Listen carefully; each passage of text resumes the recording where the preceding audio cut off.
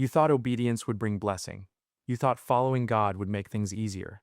But instead, it has cost you relationships, comfort, security, maybe even your reputation. And somewhere deep inside, a question whispers, was it worth it? If that is where you are right now, this message is for you. Because the Bible is filled with people who faced the exact same moment. People who obeyed God and watched it cost them everything. And their stories reveal a truth that changes everything. The cost of obedience is never wasted. God always has a ram in the thicket. God always restores. God always redeems. Today, you are going to walk through 5 powerful stories of costly obedience. And by the end, you will see your own situation through completely different eyes. Number 1. Abraham. When obedience requires letting go of your Isaac. Abraham waited 25 years for Isaac, the son of promise, the one through whom God said he would become a great nation. And then God spoke the unthinkable. Take your son, your only son, whom you love, and sacrifice him on a mountain I will show you. Everything God had promised was wrapped up in that boy, and now God was asking for him back. The Bible gives no record of Abraham arguing. He rose early the next morning. He cut the wood, he took Isaac, he walked 3 days toward the mountain. Imagine those 3 days. Every step heavier than the last. Watching Isaac carry the wood, hearing him ask, "Father, where is the lamb?" And Abraham's quiet answer, "God himself will provide the lamb." He climbed that mountain, he built the altar, he arranged the wood, he bound his son, he raised the knife, and at the very last moment, the angel called out, "Abraham, do not lay a hand on the boy." And there in the thicket was a ram, caught by its horns. Abraham called that place Jehovah Jireh, the Lord will provide. But here is what you need to see. The provision did not come before the obedience. It came inside it. On the mountain, in the middle of the hardest thing God ever asked him to do. You may be climbing your own mountain right now, wondering why God asked for something so precious. Trust him. The ram is already in the thicket. You just cannot see it yet. Number 2. Noah. When obedience makes you look foolish. God told Noah to build an ark, a massive boat, on dry land, with no rain in sight. For 120 years, Noah hammered and sawed.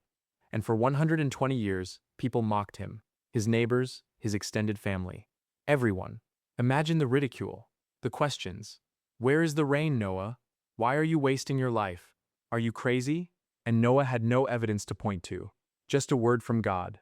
That was enough. Hebrews chapter 11 verse 7 says, "By faith Noah, when warned about things not yet seen, in holy fear built an ark to save his family." By faith. Not by sight, not by evidence, not by popular opinion. Obedience often looks foolish to the world. It did not make sense to build a boat where there was no water. It did not make sense to march around Jericho 7 times. It did not make sense to step into the Jordan River before it parted. But God's instructions rarely make sense until the flood comes. If your obedience looks foolish right now, you are in good company. The flood will come, the promise will be fulfilled, and those who mocked will see that you were not crazy. You were faithful. Number 3. Ruth. When obedience means leaving everything familiar. Ruth was a Moabite. She had lost her husband. She had no status, no security, and no future in Israel. Her mother-in-law Naomi told her to go back to her own people, to her own gods. It was the logical choice, the safe choice. But Ruth made a different decision. Where you go, I will go. Where you stay, I will stay. Your people will be my people and your God my God. She left everything.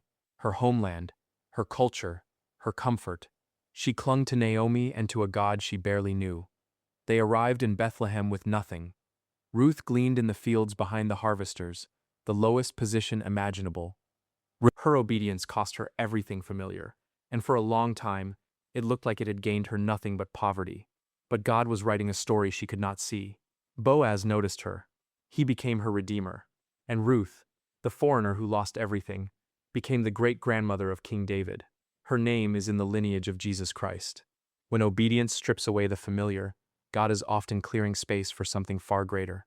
You may not see the redemption yet, but it is coming. Number 4. Daniel.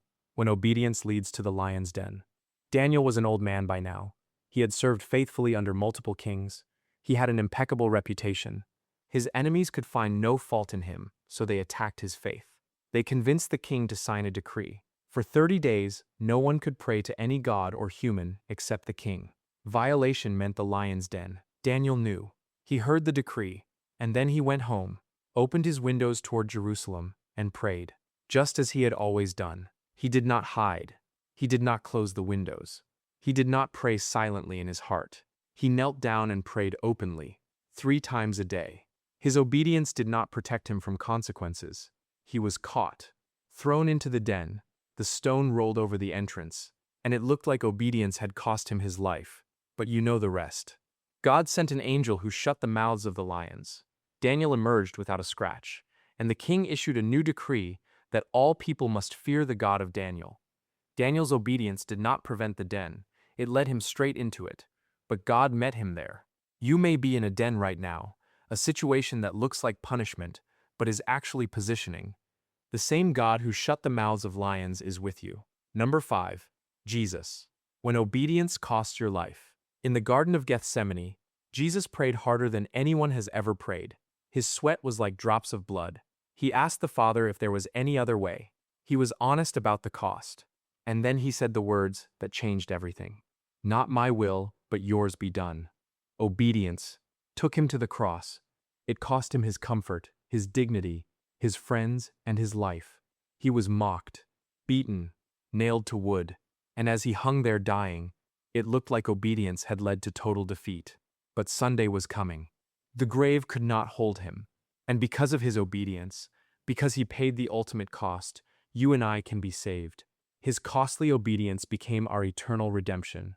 Philippians chapter 2 verses 8 and 9 says, "He humbled himself by becoming obedient to death, even death on a cross.